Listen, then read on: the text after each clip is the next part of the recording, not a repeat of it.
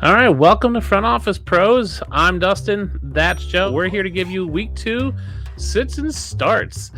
So what we'll do is we'll go through every position group. We'll give you a smash play, a sleeper play, and then a stinker play. Hike!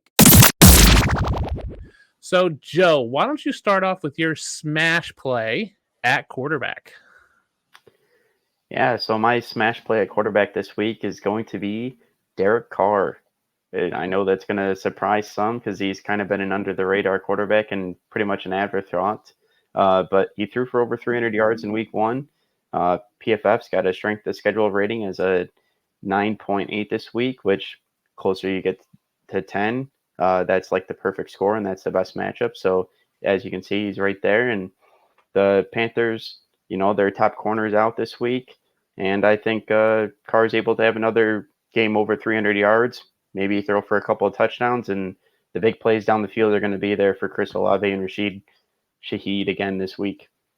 Yeah, I like that play. I mean, Carr really impressed me last week. Didn't have a ton of touchdowns, but efficiency-wise, threw a ton of yards. I like it. So let me ask you, would you start Derek Carr over Russell Wilson? I would, yes. As a Broncos fan, that's a big one for you. I know. As a Broncos fan, I know. I just think as far as the ceiling play, Carr is going to get you those deep plays on the field. That's something the Broncos have lacked. I think Judy will help with this week, but it was more dink and dunk last week and probably more the same against the dominant front of the Commanders. How about Mac Jones? Would you start Derek Carr over Mac Jones? That's interesting. I do like Mac Jones as well, but I still think I'd give the advantage to Carr in that one. My sleeper quarterback for this week is C.J. Stroud, the Houston Texans. He's playing against the Colts defense, which allowed Trevor Lawrence and the Jaguars to throw for 241 yards, 2 touchdowns, and interception. Stroud looked what we thought he was going to be. He's vanilla. He doesn't have a huge rushing upside, but he also doesn't make the mistakes that you saw from like Bryce Young. I think he's a sneaky sleeper play this week. I think he can get into like the top 15 range going against the Colts. I like CJ Stroud. I think he's a very good passer. I think 2 weeks into the season, it's only a second start. I'm not expecting huge numbers for him, but I think he's a sleepy, sneaky start this week at quarterback. Yeah, I like it. I agree with you. I think, with the matchup, there's definitely potential. I like your sleeper pick call out here.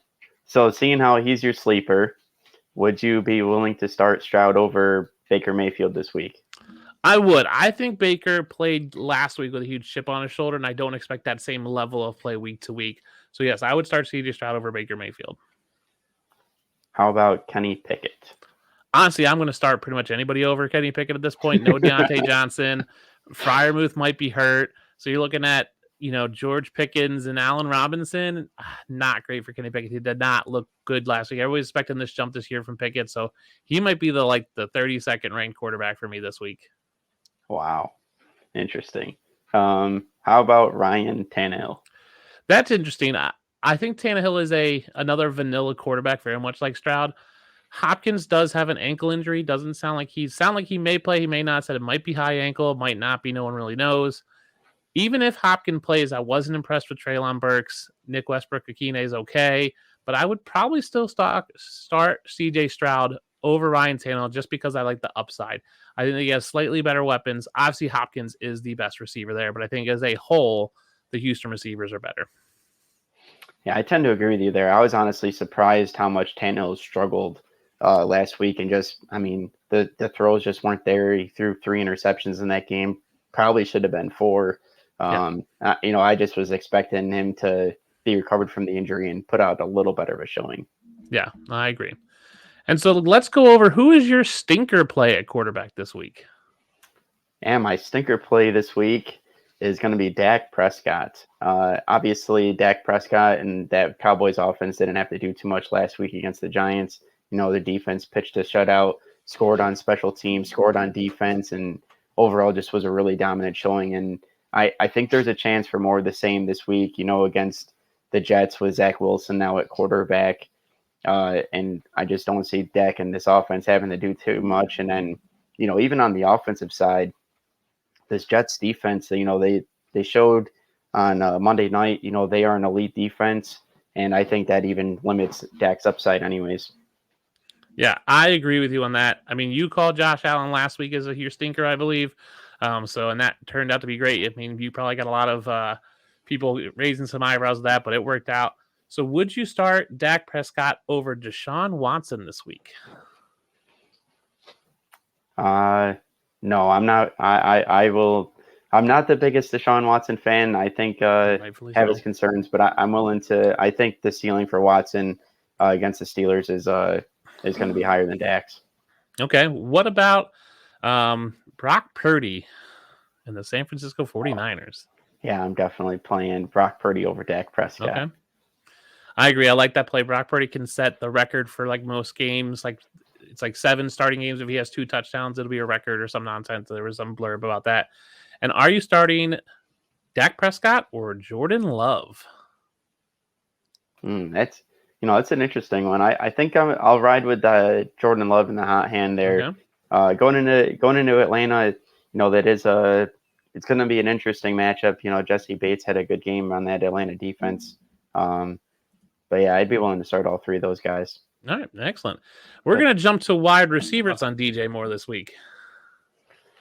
Yeah, DJ Moore, I've got him in a couple leagues, and it was a pretty disappointing showing last week. But I think I'm playing him this week. I think, the Bears offense possibly rebounds. Tampa Bay, that defense isn't the best matchup, but I think maybe after they watch some film, they get together and just see how bad things went against the Packers and try to do something and figure out a way to get this guy the ball more. And I think we could possibly have, a correction into this week. So I'm going to still start him this week. Yeah, I'm still starting him. I'm going to lower my expectations. I was never a DJ Moore believer. I think he's a solid wide receiver too in fantasy. He's going to score you 10 to 12, 13 points. I think that's his ceiling, and I think that's his floor is close to that 10, 9 points. He's not going to be a complete bust. Obviously, we all know Chase Claypool probably doesn't want to play for the Bears. He has no incentive to be there. He might be inactive.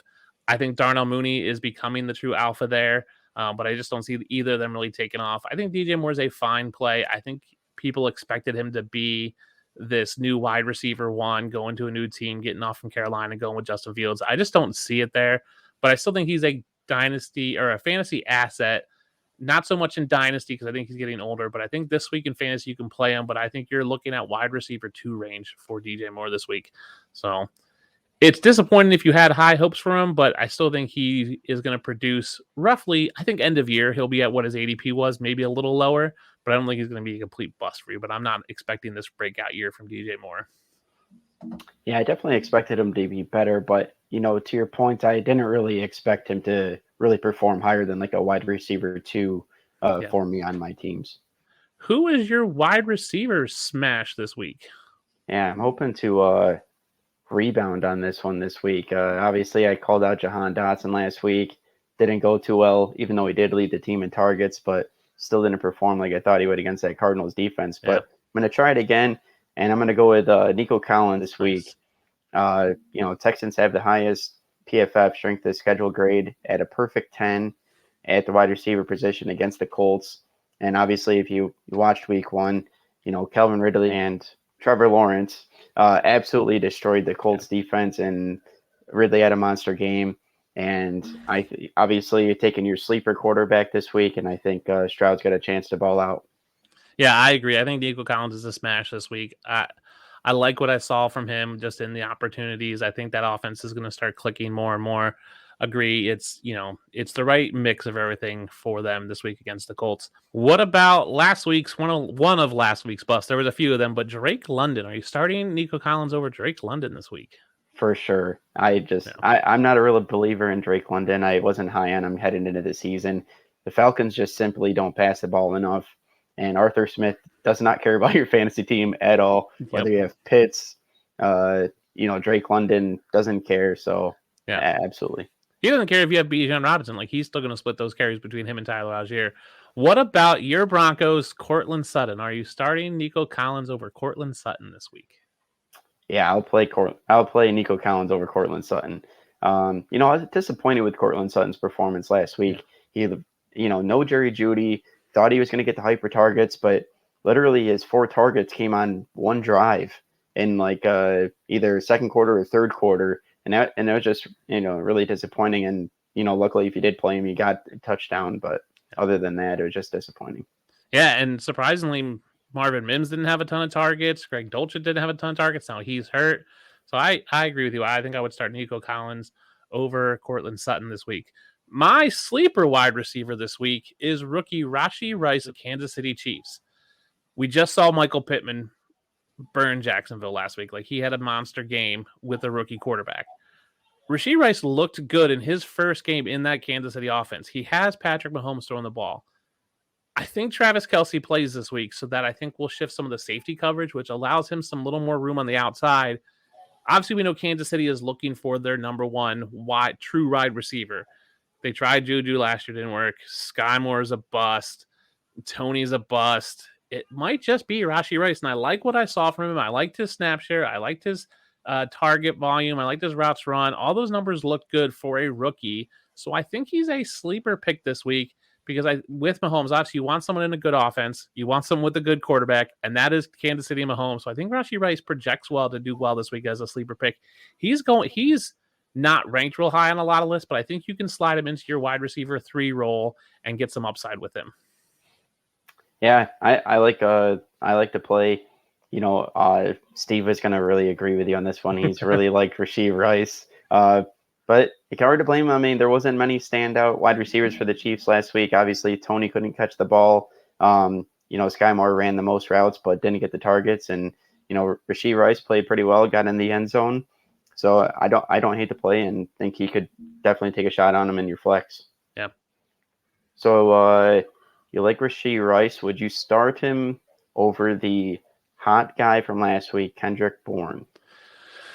Yeah, I would. So Kendrick Bourne's going to be playing in New England. There's a huge potential storm coming in that day, so that weather game might be just totally rained out, very much like last week. So I'm going to start Rashee Rice just for that upside potential. It's a boom-bust play with Rashee Rice. Kendrick Bourne may see more targets and volume, but I'm hoping Rashee Rice can get some of those deep balls, kind of morph into what we think McCole Hardman, MVS have always were supposed to be. So yeah, I'll start Rashee Rice just for the upside and the fun on a better offense with a better quarterback in a hopefully not monsoon game that they're going to have up in New England. Yeah, that's a good point. I didn't realize about the weather, but that definitely is something to monitor in that one for sure. And so if you have New England, and I forget who New England's playing this week, but that game is talked about the Dolphins. Yeah, so it's talked about basically being like horrible weather. Now, the weather reports have that it could end before the game, and it could be fine, or it could linger and be like hurricane weather during the game. So we might just see another like 3 passes from Mac Jones type game. Like, that's what we're expecting. We could see New England this week. I don't like hearing that, as I have Tua in a couple of leagues here. I'm pivoting off Tua for a couple of these leagues too. Yeah. All right. So would you start Odell Beckham Jr. over Rashee Rice? I've on this show with Steve, we have a Odell Beckham DJ Chark bet. I like what I saw from Beckham last week. It's looking really good. DJ Chark obviously is still hurt, which was part of my contention that he's always going to be hurt. I like the Ravens offense, but I think Zay Flowers is the one. Mark Andrews will be back. So I think Odell Beckham's going to take a step back a little bit. I think they're going to try to work him out a little more, to be honest with you, because I think they want to save him for deeper stretches. So they don't want to be playing him a ton of snaps. So I definitely think Rashee Rice will be out there for more snaps, run more routes, and probably should see more targets than Odell Beckham. So I'm firing up Rice over OBJ this week. All right. So same to you. Here's a player you asked me about. How about Drake London? Yeah, start anybody over Drake London. I think we just have to admit the fact that Drake London might just not be good. And same thing with Kyle Pitts. We just have to admit that maybe they're just okay. Maybe Kyle Pitts is the new Evan Ingram, where he had a great rookie year and then just sucks for 4 years, right? That just could be. And Drake London might be Jalen Reagor, where he had a couple good games and then just falls apart. I don't want to ever start Drake London in any league I'm ever in unless I'm desperate. Yeah, I agree with you there. I'm out on Drake London until that passing volume comes up, or maybe there's a matchup that's going to force the Falcons offense to pass. I'm definitely looking elsewhere. No, I agree. And so who is your stinker wide receiver this week? Yeah, my stinker wide receiver this week is, unfortunately, it's Garrett Wilson. I was so excited for Garrett Wilson, excited for that breakout year.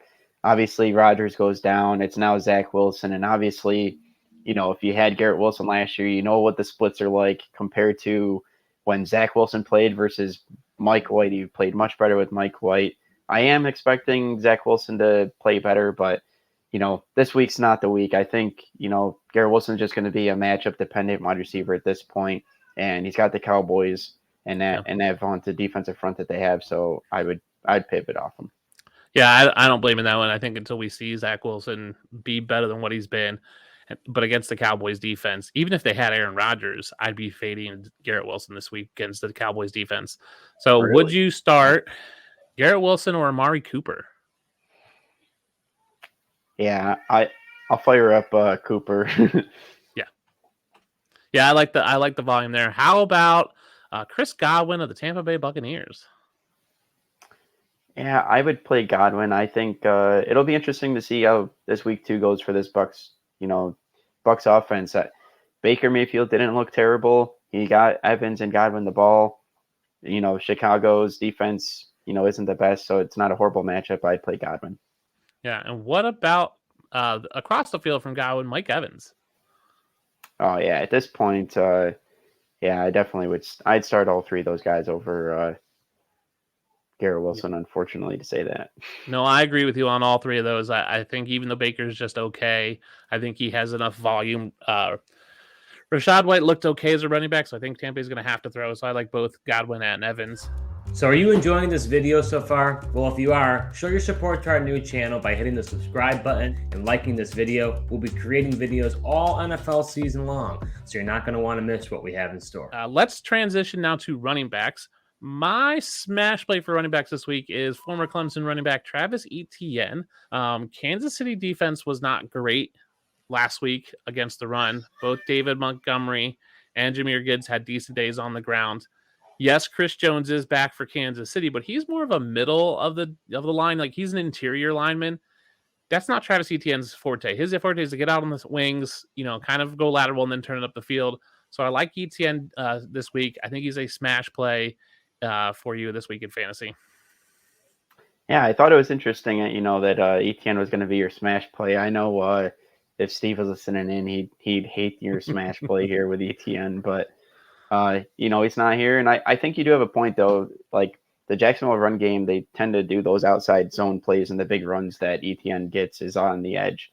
Yeah. So I don't hate your call out. I get the path there. So would you start Josh Jacobs over Etienne?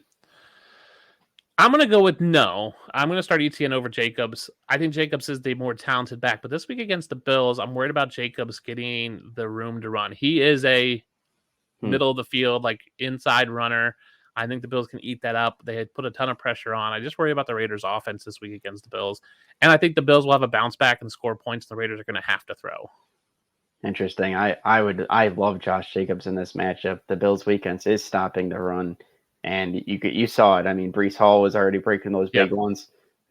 Until they prove they can stop the run, I'd be firing up Josh Jacobs. But how about Christian McCaffrey? No, that's where I'm not you can't not play Christian McCaffrey. Like, if you have him, now, if you have him and Etienne, I think it's great. McCaffrey is going to be an every week starter until we see otherwise. I was a little worried last week when they were talking about this committee approach, but the 49ers got up and they were still running McCaffrey. Like, fourth quarter, up by 2 scores, they're still running McCaffrey. So I'm not worried about McCaffrey. I'm still starting him over Etienne. Yeah, Steve was trying to make me nervous, sending me all that crap as well. It definitely didn't help. And he kept talking about Elijah Mitchell, this and that. And I'm like, dude, I might have to worry about Elijah Mitchell for a couple weeks until that guy's hurt too. Yeah. But how about Nick Chubb? Would you start him over Travis Etienne? This is another tough one because I like Chubb and I like his volume. I just worry about his durability. I didn't really love the efficiency this past week from Nick Chubb. I don't really love the Cleveland offense. So I think you can go either way. If I had to make that choice, I'm probably picking Chubb just because of what he did last year, but I think there's a pathway for Etienne. It's not going to surprise me if Etienne outscores Chubb this week. It's just hard to bench Nick Chubb when you draft him end of the first round, early second for there to be this high volume running back. It's hard to bench that, especially in week 2. Now, if we're talking week 5, it might be a different story. We just don't have a ton of data about this year. So I'm still going to start Chubb, but it's super close for me. Yeah, it makes sense. Yeah, like you said, I mean, just the draft capital that you probably had to spend on Chubb, or even in the auction, the price you had to pay to get him. I think you're definitely in there. But it did was a little concerning to see how much Jerome Ford got touches too. I mean, I think he had 15 carries in that game. So in a game where they were up a ton, which is partly game script. So we'll see. The problem is week 2 is weird because we have one game data set, and if it doesn't match what we thought preseason, we worry. And then we go, well, is this the trend? And I'm always a big believer, and I said this on a pod the other night, that, once is a fluke, twice is a trend, 3 times a pattern. We don't have enough data to even get there yet. So this is the real week where week 3, that's when I start, get out of this, start your studs. It's start your studs week 1, week 2 for me. Week 3 is where I start going, okay, this is the trend. Let me go from there. So, Joe, who is your sleeper running back this week? Yeah, my sleeper running back, I'm going to David Montgomery. Ooh. He's a guy that everyone had kind of wrote off. Everyone was so excited about Jahmyr Gibbs. But then, that opening Thursday night happens, and David Montgomery had 21 carries, which was definitely, more of a workload than I was expecting. But I'm expecting the Lions to get up in this one and, have a lead against the Seahawks. So I think he gets additional volume. And then the offensive line for the Lions has the second largest advantage over the Seahawks defensive line, according to PFF this week. And Seahawks allowed the 6th most fantasy points to running backs last season. Yeah, I mean, I totally agree with you. I think everyone is excited about Gibbs and that upside and him getting more volume, but Dave Montgomery is a solid floor play. So I like him this week. I like him all season. So are you starting David Montgomery or Ramondre Stevenson? I think I'd play Stevenson over him. You're talking about bad weather. The Patriots still run the ball. He's really the guy in the passing work and the rushing work. So I'd still start Stevenson over him. How about Kenneth Walker in Seattle? Now, this is where I think I would go with Montgomery over Kenneth Walker. On the opposite side of the field here, the D-line for the Lions, they're pretty good. I think they could slow down that. And plus all the injuries on the Seahawks offensive line, that's got me concerned for Geno and just this whole offense, honestly. Yeah, I agree with you. I'm worried that Seattle's just slowly falling apart. DK Metcalf came off and said, the effort wasn't there. It could just be a 1-year fluke from Seattle being that good. What about Aaron Jones? Yeah, I think if Aaron Jones isn't going to play due to injury, I'd go with Montgomery. But if Aaron Jones is going to play, I think I'd play Aaron Jones over Montgomery. But the hamstring is something to monitor. I think he missed practice again today, so it's not looking good. So I think Montgomery's a good guy, a pivot guy, if you do have Aaron Jones and you're looking for somebody to start in his place. Yeah, I think I'm starting Montgomery over Aaron Jones, even if he plays, just because that hamstring could act up at any time. When you're missing practice on Thursday, Friday because of an injury, it doesn't bode well for you to play. Even if you do, you're probably limited. So, but I like that. I think he is a sleeper. My stinker is going to shock most people, and it is Bijan Robinson, the Atlanta Falcons. I can't wait to hear this argument. Listen, Bijan is athletic. I get it. But here's the problem: is they're going to split carries. They always have. They always will. He's not going to see over 15 carries. The volume's just not there for me to be like, yes, Bijan Robinson's my RB1. Last year, the Atlanta Falcons only had like 5 games where they were the main running back at over 15 carries. Like that was an abnormally, like if you look at the top 15 running backs, they only had like 2 or 3 games each where they had under 15 carries. It just wasn't great efficiency from Atlanta. Tyler Algier is going to get work. If Cordero Patterson's back, he's going to get some passing volume. I just don't love it. Green Bay had a decent defense against the run. They held Chicago to 122 yards between the 3 running backs, Khalil Herbert, Roshan Johnson, D'Onta Foreman, and Justin Fields. Yep. So when you're holding Justin Fields, Khalil Herbert, and Roshan Johnson to under 120 yards, that says something about your run defense and the pressure you bring. I think Green Bay can put up points. I don't think Atlanta can put up points. So if they have to play from behind most of the game, they're going to be passing. Obviously, we don't like Drake London. We don't like Kyle Pitts. So I don't know who they're going to pass the ball to. Yes, Bijan gets some of that work, but I think Patterson might play. Algier can catch the ball. I just don't see Bijan as a RB1, maybe an RB2, but I think he's more of a flex play because he just doesn't get the volume right now. Wow, Bijan is a flex play, man. That's interesting. Wow. Yeah, I mean, I've been down on Bijan for the long time. You have, yeah. I think just with his, I think the difference is though, I try to tell this to Steve all the time. Bijan might just not need the volume. He's that explosive guy. Even that 11-yard touchdown reception that he had week 1 was just impressive. He puts on a move on Frankie Louvu. I think he's definitely, right now, he probably at least an RB2 on your team. He's definitely higher than a flex play. I mean, you're going to have to play him because you drafted him as an RB1, so you're probably not going to have the luxury of benching him. I just don't know if I love it, to be honest with you. Yeah, I mean, there definitely is better matchups out there than the Packers defense. I mean, you're not wrong about the matchup. Just, man, it's just for him to be a stinker. That's the problem is everyone just expects Bijan to be Bijan Robinson, and we get enamored with players like that because of the name and because of the draft hype, and we don't realize what he actually is. I mean, yes, he scored 20 points last week on 10 carries for 56 yards, but a lot of that was 6 catches for 27 yards and a touchdown. If he doesn't get that reception work, 5.6 yards per carry is good. It's actually really good, but I don't know if he can continue that this week. I think I see him more in the 3.5, maybe 4 yards per carry. I see him getting maybe 10 carries again. Maybe he's an RB2. I just don't see him as this RB1, top 5 RB that everybody thinks Bijan Robinson is. And everyone this week will again be going, Arthur Smith, you have this young talent, start him. He's just not going to. He doesn't care. Like, he's going to play his game plan, whatever it is. They won last week despite not using Kyle Pitts and Drake London and only using Bijan half the time. Like, they won. They're probably not going to win this week, but they're gonna have a decent year, and Arthur Smith's going to keep his job, and no one's going to bat an eye in the NFL. It's just us fantasy players. Yeah, I was going to say, I think that, if the Packers get ahead and have the lead and the Falcons are playing for behind, I mean, the biggest one to benefit, as you mentioned, Bijan with 6 receptions last week. Definitely Bijan will benefit that with the passing game, but it will be interesting to see if Patterson's going to play this week, what his involvement's like. I guess the difference from last year, though, is they didn't spend the number 8 pick on a guy, and the draft capital, it would be mind-blowing to me that you don't use your number 8 pick more. I've never been a draft capital guy. Like, I get it, it's a number 8 pick, but Tyler Algier is the perfect example of why running backs don't get the contracts they want. Like, he was a 4th, 5th round pick and rushed for 1,000 yards. Like, you can get basically RB1 numbers from a 4th round guy. Like, you don't need to pay a guy. He's still a good running back. Like, he's going to put up yardage. I just don't see the split is just there. Yes, he did well on 10 carries. Bijan did.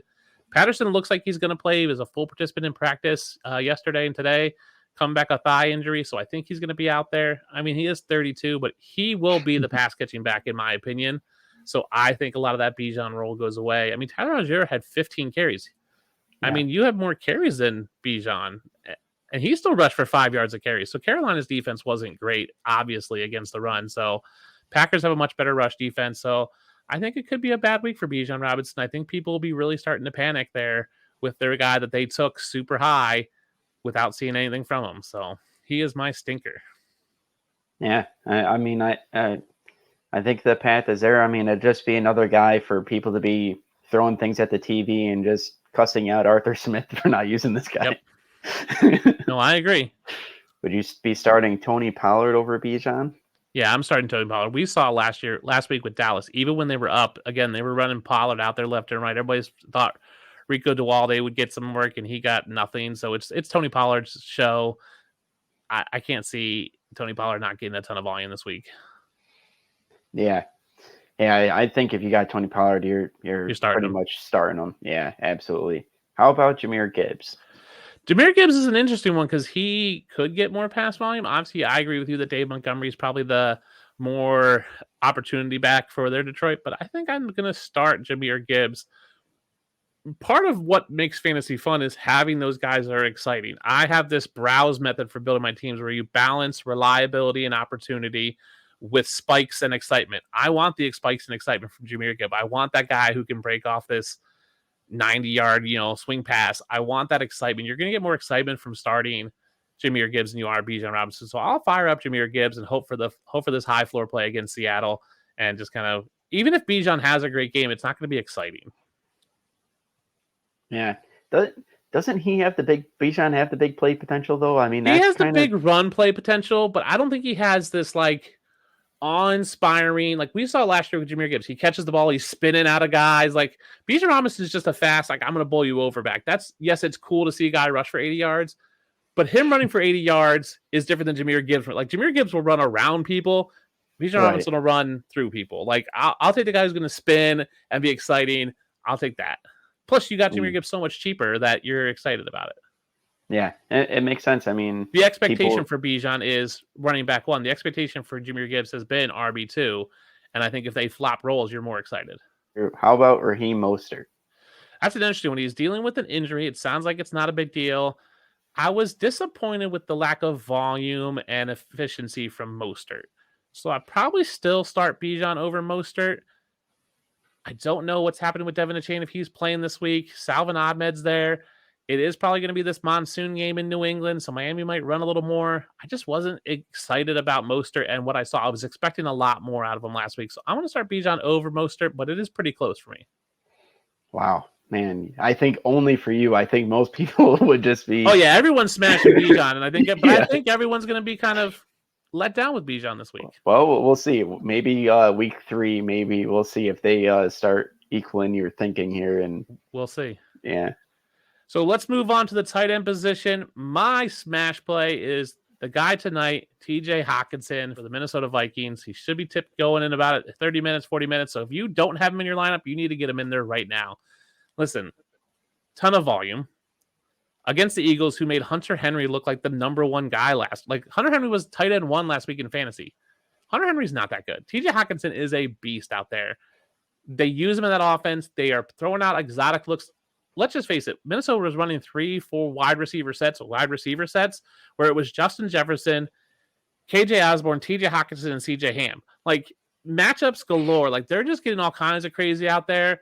Kirk Cousins is efficient. He's going to get a ton of volume. It's Thursday night. Play TJ Hockenson. I get it. You drafted him to be a top guy. He is a top guy. You start TJ Hockenson this week.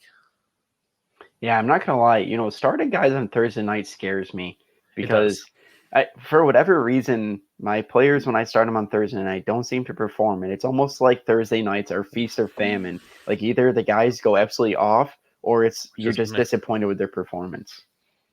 Yeah, we'll talk. Of course, the conversation is going to be, Kirk Cousins, primetime game. Can he do well? I think he breaks that mold a little bit tonight. I think TJ Hockenson has a good game. Yeah, we'll see. I'll be excited for that because I want to watch a good game tonight. Yeah, and the Eagles have no James Bradbury. Slay's going to be on Jefferson. They're going to shade some, safety help over there. So I think it opens up a ton of room over the middle for TJ Hockenson this week. Yeah, it could make some sense. And, the Eagles have a whole new linebacking core this year as well. So how about, are you starting TJ Hockenson over Travis Kelce? Let me get real spicy here. Yes. Wow. If I had to make that decision, yes.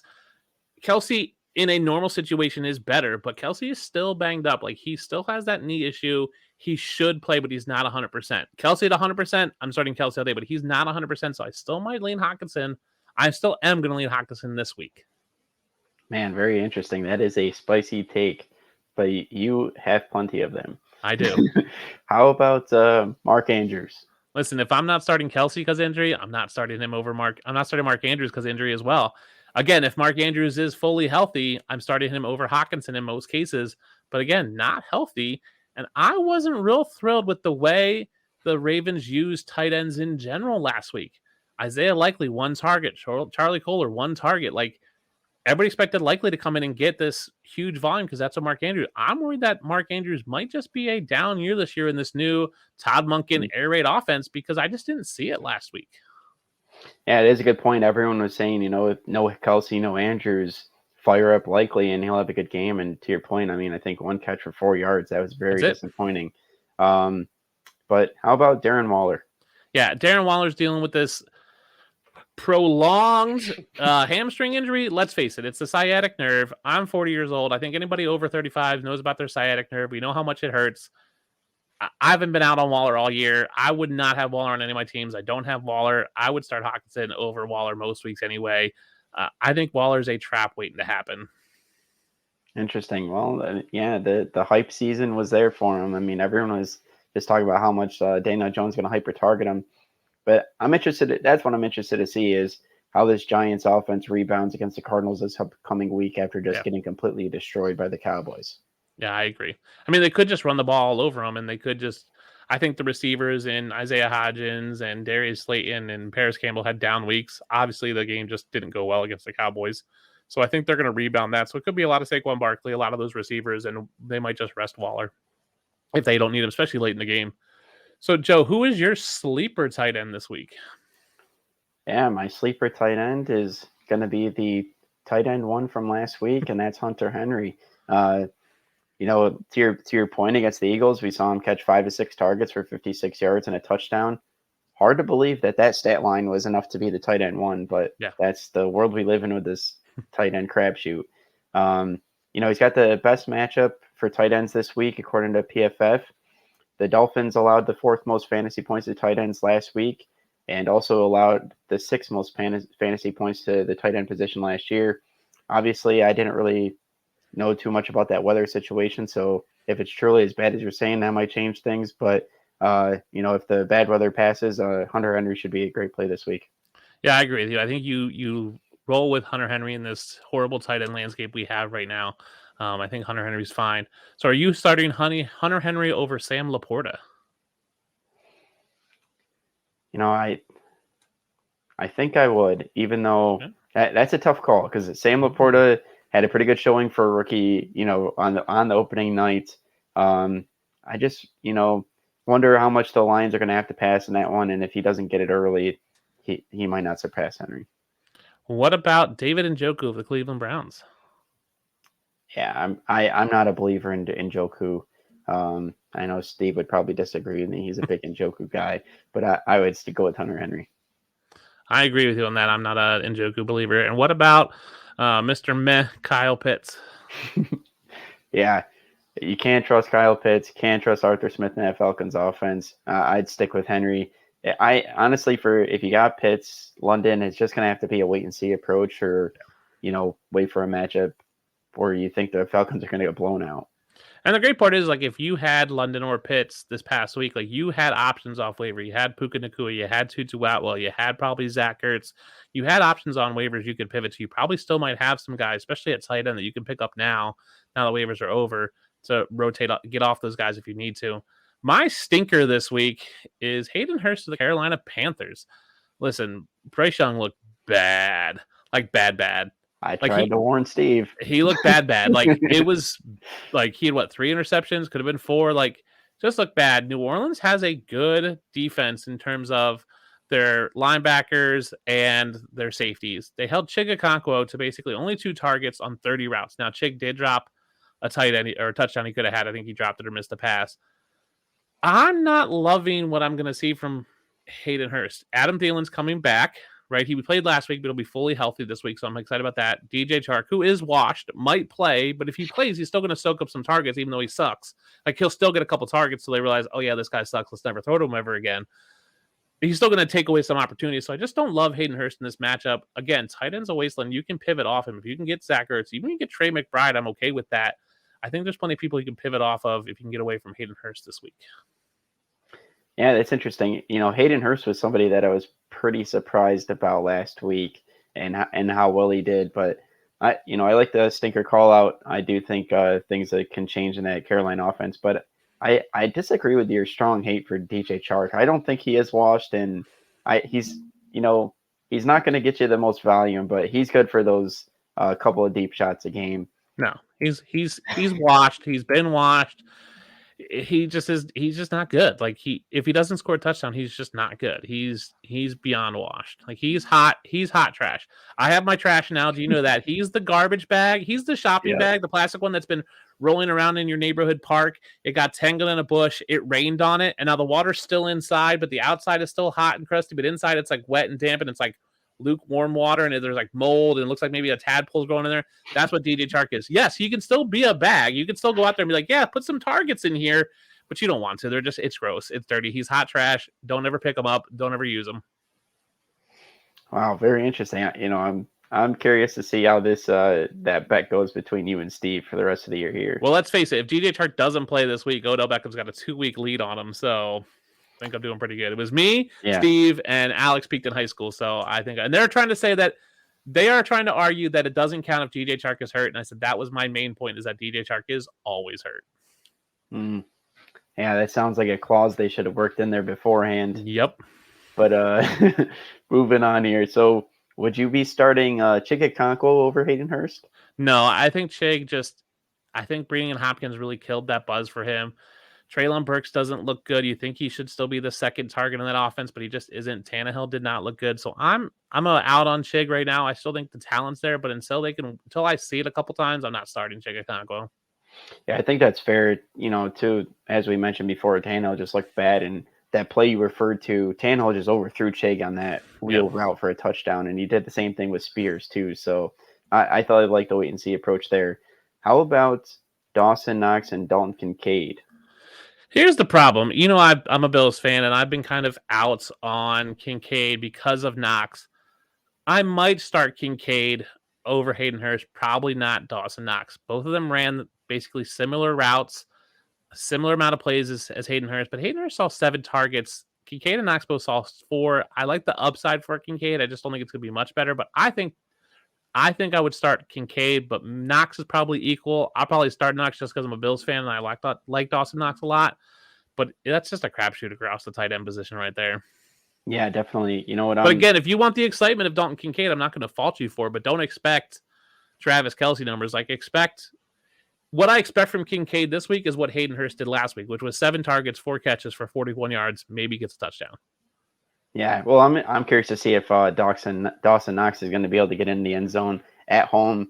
I was telling Steve, I just felt like every time I watched the Bills play at home, Knox found a way to get in the end zone, and we saw a spike out of him. So he is Buffalo. I have his jersey hanging on the wall over here. He is Buffalo through and through. He has that mentality, that culture. He is what Buffalo is personified in a person. Yeah, I definitely agree with that. He definitely is that blue collar guy. How about K. Dotton? K. Dotton's an interesting one because I liked what I saw from K. Dotton in terms of he played on 97% of snaps, ran a decent amount of routes, only saw 3 targets. God, I like K. Dotton. I just don't like Hayden Hurst. It's real tough. I think it's pick your poison. Either of them both kind of gross, but I think I might lean K. Dotton just because I think Baker Mayfield is a slightly better quarterback than Bryce Young right now, even though I don't think Baker Mayfield's that good, but I think the experience will get there. Baker Mayfield was able to make some tight ends relevant in his past history, so I'm excited for maybe K. Dotton. If Evans and Godwin get locked down, K. Dotton's the clear 3 there. So I'll probably slide it to K. Dotton just because I think Hayden Hurst is going to have a down week. Yeah, plus, Otton in that Bucs offense really has a better matchup as far as that goes. So I agree. I'd give the edge to Otton there as well. We want to give you one more. We want to give you our stack of the week. So, Joe, who is your stack of the week? So, for those who don't know, a stack is a quarterback and a pass catcher that you can play maybe the DFS lineup, or if you have both of them, they're a great combination play because you get double points. So, Joe, who is your stack play of the week? Yeah, my stack play of the week is going to be Jared Goff and Amon-Ra St. Brown. You mentioned the bad weather going on in New England, and, guess what? The advantage is the Lions playing a dome, and don't got to worry about that. And last year, Jared Goff had his best games at home in the dome. So him and Amon-Ra St. Brown against that Seattle defense should be a smash.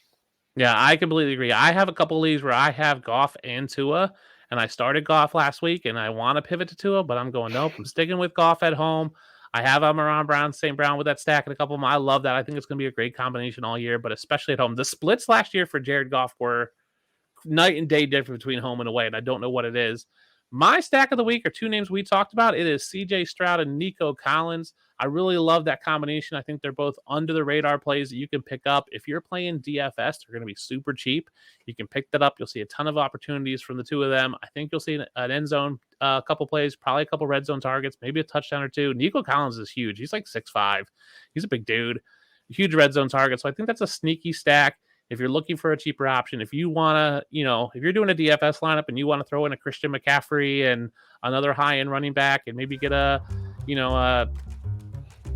high-end tight end like a Kittle or a Kelsey, this might be a cheap option for you. So I think it's a sleeper stack for me, but I like it this week. Yeah, I like it this week as well. And, to your point, if you do play in the DFS and want those higher priced RBs or wide receivers, what have you, I mean, Stroud and Nico Collins, you can get on the cheap. Yeah, it saves you money. Like if you're going to go, Christian McCaffrey, and let's say you want to pick up Dallas defense, like one of the higher priced defenses, and a high priced tight end, and maybe another running back, like it does allow you to pivot and save some money there.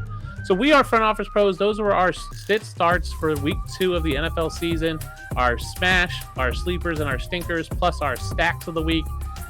We appreciate it. If you like this video, give us a subscribe, like, comment, all those fun things. Follow us on Twitter. You can find me at the DUnit13. Joe, where can they find you on Twitter?